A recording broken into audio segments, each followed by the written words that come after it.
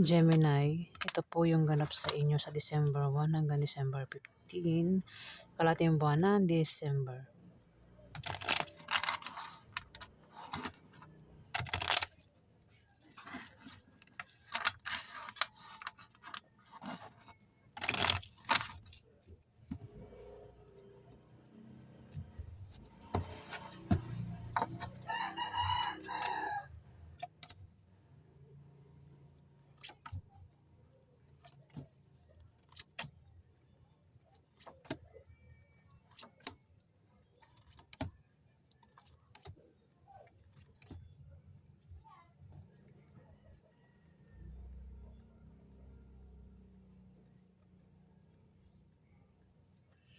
Gemini, may naiinggit dito. May taong inggit. Parang may naiinggit sa'yo. O ikaw yan. Pero kung hindi ko yan, may naiinggit sa'yo dito ba, Gemini. Pwedeng ano rin ito hadlang. Maring hadlangan ka ng inggit na ito. Kasi inggit nga, di ba? Naiinggit sa tagumpay na nakakamit mo sa ngayon. Alam mo na yung ginagawa ng taong inggit, di ba?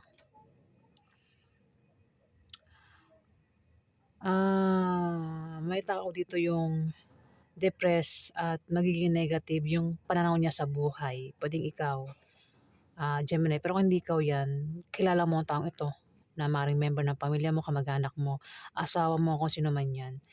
Maring siya ang depressed at negative yung pananaw niya sa buhay. Kung hindi ikaw yan, Gemini. May darating din na blessing na maring pagkamalan yung hadlang. Ayan, maging sensitive kayo kasi yan daw po ay blessing at hindi hadlang, Gemini.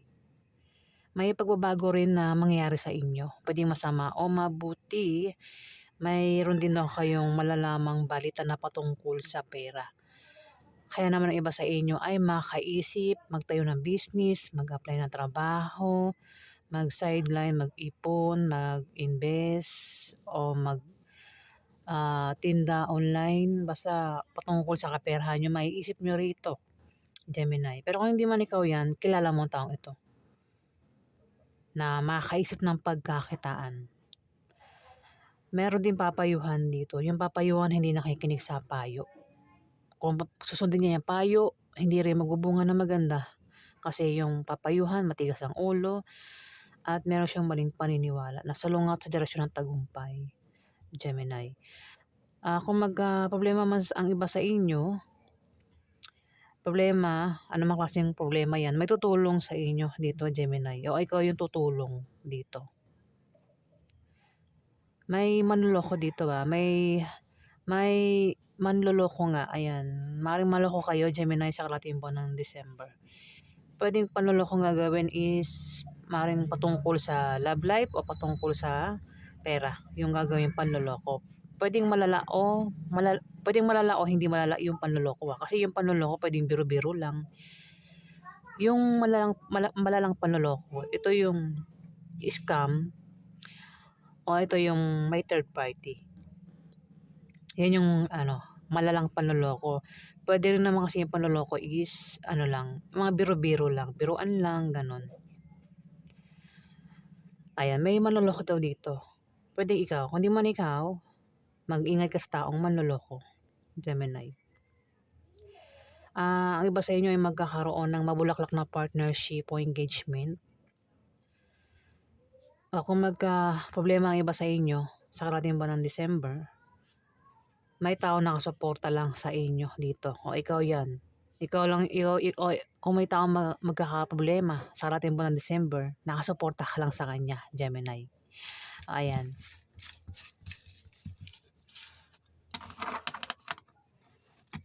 Ano pa yung ganap sa inyo sa karating buwan ng December? Ganap kay Gemini sa karating buwan ng December.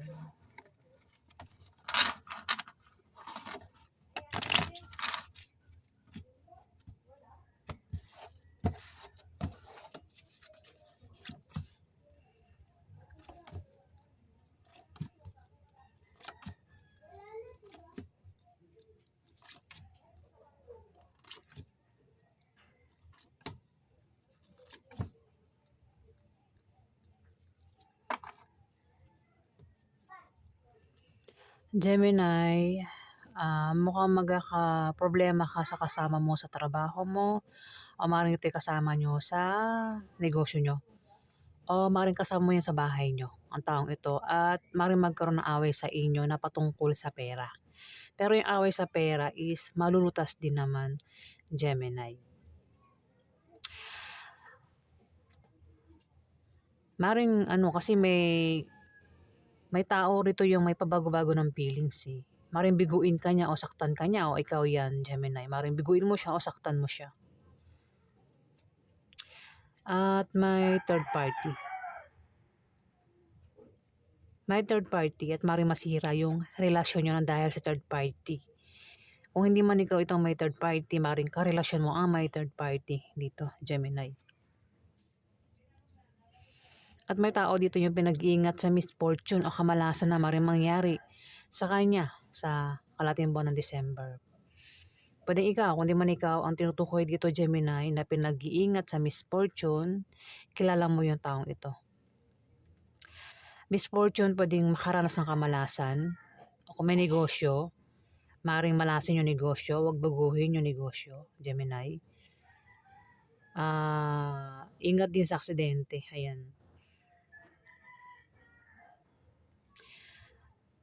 Lumabas na naman siya, ito Ace of Diamond. May ano, kumbaga mayroong pagbabago ang mangyayari sa inyo, puwedeng masama o mabuti. Yung iba, maaaring may malamang balita na patungkol sa pera at ang taong ito ay makakaisip na mag-apply ng trabaho nga, magtayo ng negosyo, mag-invest, mag-sideline, kung paano siya magkapera. Ang iniisip niya rito. Kung may pera naman siya, iniisip niya kung paano niya palagawin yung pera niya dito. Puwedeng ikaw, Gemini, kung di man ikaw, kilala mo yung taong ito, kasi yung itong reading, kung hindi man sa'yo tatama, maaaring sa kakilala mo ito tatama na malapit lang sa'yo, Gemini. At may tao rin dito yung balak magtayo ng business at magagawa niya. Kung kailangan daw ng pera ng taong ito o kailangan niya ng pampuhunan, may magbibigay sa kanya. Puwedeng pautangin siya o bigyan siya. Kaya magagawa niya magtayo ng business dito. Kung ang tao naman ito ay may business na, lalago pero ingatang ma-bankrupt yung business.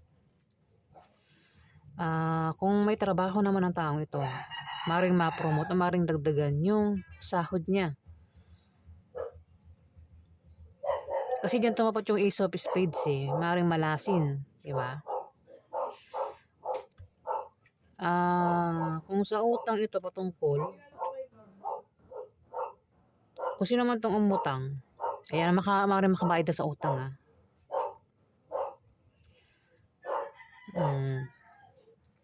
Kasi Ace of Spades tumapat sa kanya, Alam niyo na yung Ace of Spades kamalasan niyan o baka magkaroon ng, away o hindi magandang pangyayari. Kung may negosyo puwedeng ma-bankrupt. Kaya iwasan yung Ace of Spades, Gemini.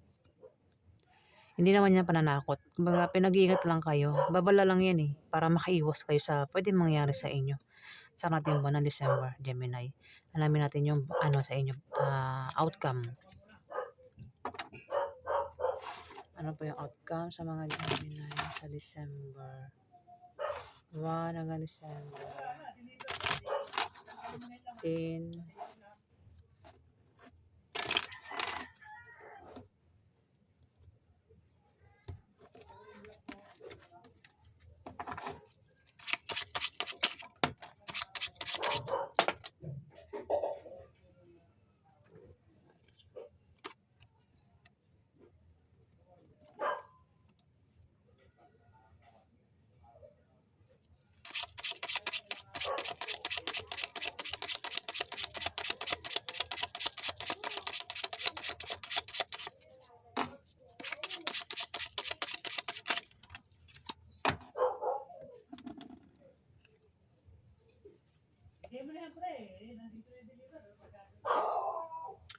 Gemini, may taong mag-apply dito ng trabaho.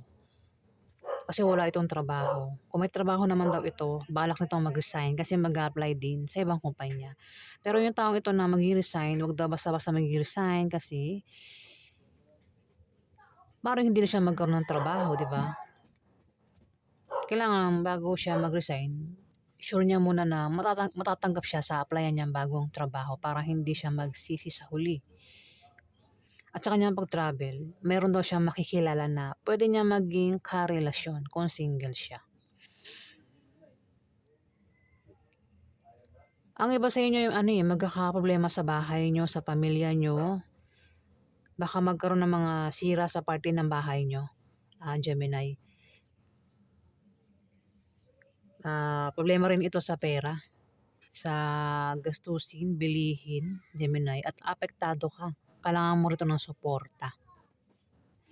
Magkakaroon daw ng kasi yan, inuman celebration party, kung ano man yan, pwedeng birthday, kasal, binyag, o kung ano pa yan. At maimbitahan ka, Gemini, sa kalating buwan ng December. Pero kung sa inyo maganap yan, kasiyahan na yan, inuman party, ikaw yung mag-iimbita dito. At ikaw ay makatanggap ng regalo. O ikaw yung mag-regalo dito. Kung wala raw maganap na inuman kasiyahan party, bisita lang ito. May bibisita sa'yo o ikaw yung bibisita sa kanya, Gemini, sa kalating buwan ng December. Ayan po yung ganap sa inyo. Ayan guys, kung nagustuhan yung aking reading, huwag kalimutan mag-like at mag-subscribe. At sa mga subscriber po, maraming salamat guys. Salamat.